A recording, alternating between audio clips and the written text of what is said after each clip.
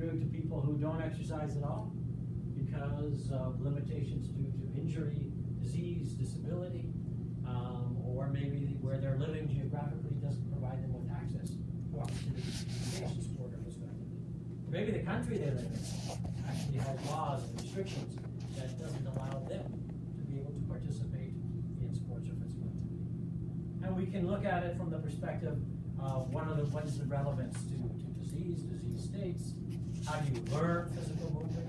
How do we develop it from infancy, actually from the time we're fetuses, right through to our old people, or the development of our capabilities. And physical activity involves everything that includes all kinds of human movement, be it for occupations, for dance, or play, or sports. And you can compare people, right? Compare children to older people, to adults. You can compare males and females, or anywhere else in that sex spectrum. And you can compare people who have all kinds of disabilities to people who don't. So it's quite a broad discipline, and the linking factor, of course, is the physical activity spectrum. That goes from sport to sedentary lifestyle. Before continuing, I want to remind you, just in case you forget, from another country, there is a border there. I live above it, and you live below it, and we're located right there in Toronto. So right on the northwestern side of Lake Ontario, right across the lake from Buffalo and Niagara Falls. It's a big place, but I'll come back to it in a moment. So both the brochure you have in front of you and that little armband, that bracelet, talk about what part of kinesiology our program actually covers. So the tagline we use is right through from human anatomy, which in my program, by the way, includes in first year. It's the only place you'll find it. I shouldn't say that because you never know for sure. But one of the only places I think you'll find in North America where you actually study anatomy in first year as an undergraduate student on human cadavers. So we have a great medical school, and our students are able to actually use the human cadavers for the study of anatomy. It's amazing. I'm a physiologist by my disciplinary expertise, but I've taught anatomy with cadavers. I've taught them with cats and frogs and dogs and models and computer models and simulations and books. And there is absolutely nothing in terms of learning, the impression it will make on you, and your ability to learn actually looking at a cadaver and having the opportunity to touch tendons and ligaments and to actually see tissues. It's very moving also to realize that people have donated their body to enable you to study human anatomy, but it's something that provides our students with an unbelievable rich base and strengths to be able to subsequently learn about biomechanics and physics, and if they go into, when they're finished, if they go into physiotherapy or occupational therapy or medicine, they have that advantage already, and they all say it's a huge advantage. But it's human anatomy right through to human rights, and that reflects what I talked about before, the lenses, right? Humanities right through to the biological sciences, behavioral sciences, and social sciences. So let me try to demonstrate how could you possibly study kinesiology from those various perspectives. And this part, the person, what's your name, sorry? Sarah, who saw me, heard me talk last year, won't recognize. So if I really tripped right there, let's just think for a moment what happened. Just think carefully. So my posture changed as I was tripping. I have semicircular canals that are filled with fluid. That fluid started moving against the walls of my semicircular canals. Some neurons will start firing, neurotransmitters will be released. At the same time, my ocular neurons, because of the change in posture, my vision was also contributing to neurons firing. All of those were innervating muscle fibers in a coordinated fashion. A variety of different muscles enabled muscle fibers to contract, and that contraction resulted in forces that were pulling on tendons. Limbs moved, caught me, and generated just enough muscle force to stop me from crashing my face into the bench, and pushed me upright just enough. It's amazing, isn't it? Just enough so I'd stand upright, but not so much that it threw me right back into the back. How is that possible? How much time did that all happen in? How much? Yeah, how about a couple 100,000? How about 200 thousandths of a second? Or microseconds. How is that possible? Can you explain that to me? That's series of events. Well, if you become a kinesiology student, we have a great person who was going to. Go ahead. Electrical How impulses be your nerves? Sure, that's part. And I could talk for an hour and a half about that part of the 6 or 7 events that I just listed, and probably about 8 or 9 other ones. Because when I do teach human physiology or exercise physiology or introduction to biomechanics, I go into each one of those things. There's many more steps I didn't talk about. When you're a kinesiology student, you learn about that. So by the time you're finished, you are more literate than anybody else on planet Earth, pretty much regardless of whatever kinesiology program you go through, whatever university, about the physiological basis and anatomical basis for human movement. So that would be an example of, as I said, the biological sciences, the physical sciences approach to kinesiology. You start learning about the fundamentals of human anatomy, general human physiology. Then you can specialize in later years in exercise physiology, cardiorespiratory physiology as it relates to exercise, muscle metabolism, nutrition. So it's a really good biological basis that can be applied in lots of other disciplines once you're finished with kinesiology. Let me demonstrate now the humanities approach. Watch carefully, and you can't answer. Okay? Watch carefully. Is that okay with you? Okay. I should just ask you to see if you remember anyways. Watch carefully. Here goes another example. I'm demonstrating something we would teach. People actually do research on this. It's a phenomenon. It has to do with the humanities approach to kinesiology. Remember the whole spectrum. And we actually teach this and have quite difficult discussions about this in class. By the way, if you don't know what the humanities includes, it includes things like philosophy and sociology. Okay, so any idea what I'm demonstrating? I'm not proposing. I've done that a few times and don't intend to do it again. Nobody? Shall I give a clue? Yes. Pardon me? I'm kneeling during what?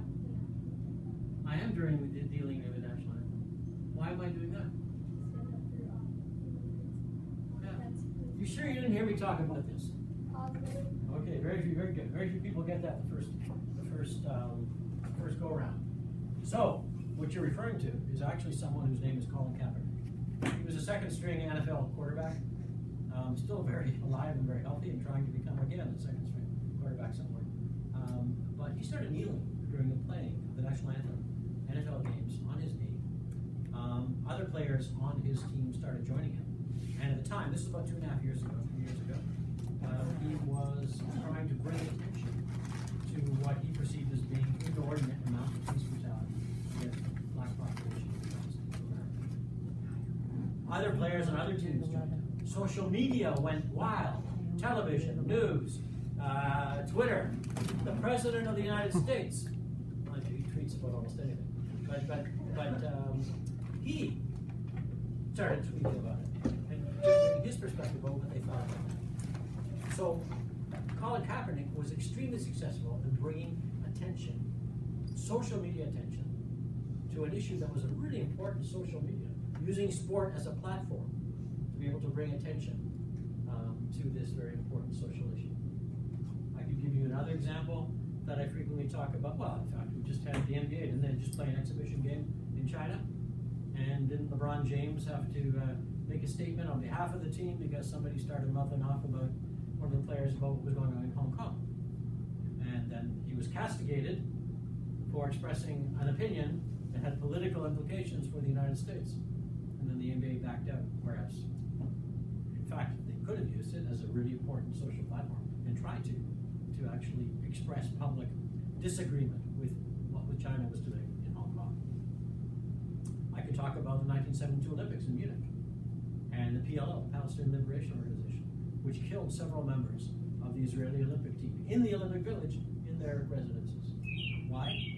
To bring public attention to their issue, their concerns, and they were successful in doing that.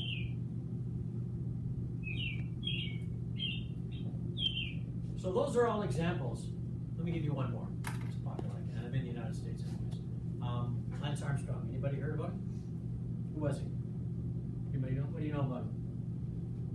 Is he? He's still alive. Very alive. What do you know about him? Anything? You already answered. Anybody else? Go ahead.